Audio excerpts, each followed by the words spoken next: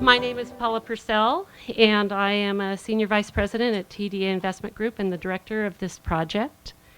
Today, we gather to celebrate a major milestone for the community of Canyon Springs Healthcare.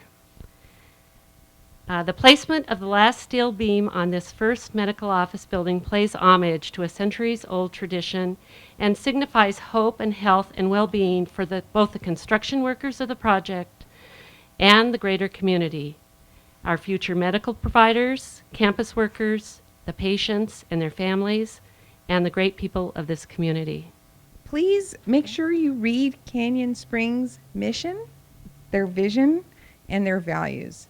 They are really reflective of the values of my office as well, which we share. Canyon Springs is every city's dream developer, I have to say.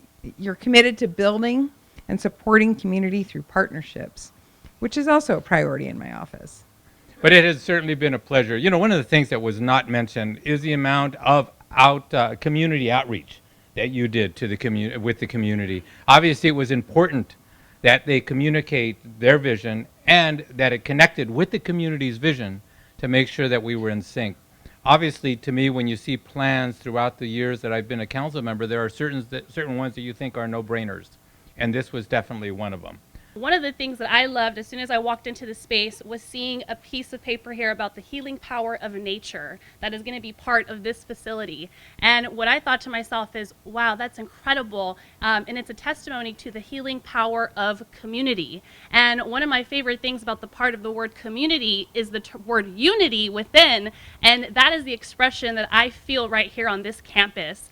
With labor being able to be part of building this, we are providing jobs and opportunities for families right here in Riverside and right here in the Inland Empire. And that is transformative. That is exactly what our community needs. UCR is just part of what's needed to improve access to healthcare in this community, as others before me, and Paul in particular had talked about. Part of the solution is adding physical spaces for not just physicians and faculty in the area, but to provide supportive physical environments optimized to deliver the best wellness and health care possible. Healthcare has been transitioning, as you may know, from hospitals to ambulatory settings for over a decade now. And the early focus of these kinds of spaces is the future of how health and wellness care will be delivered in more accessible, patient-friendly environments. This building is the first step in what will become a campus that will allow the best care to remain within our community.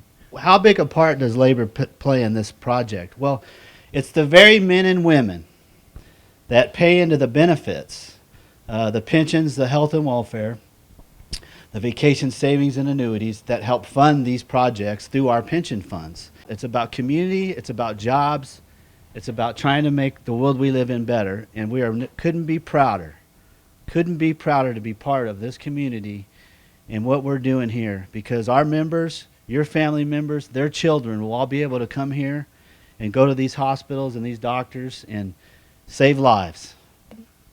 During the initial planning stages and talking about what this healthcare campus should be, the idea of community, collaboration, and nature were reoccurring themes in all our discussions and iterations for the plan. We not only wanted to provide a space for medical care, but a space for the community to use and thrive, and for life to happen here. Imagine being a parent like myself, coming to this project and maybe taking my mom to an appointment and dropping her off while having a rambunctious 4-year-old in the back seat with me. Instead of, being able to go into the building and kind of giving her my phone and telling her to be quiet, what about taking her on a walk throughout the promenade and letting her play on rocks and chase butterflies throughout the walkway? What about a physician and their colleagues being able to take a break during the day and have lunch on a covered patio and walk throughout the campus and really kind of enjoy the nature? We know now that nature plays a big part in well-being, and the campus is built on that idea. This milestone we're celebrating today is a major accomplishment for our community, as healthcare is a top advocacy priority.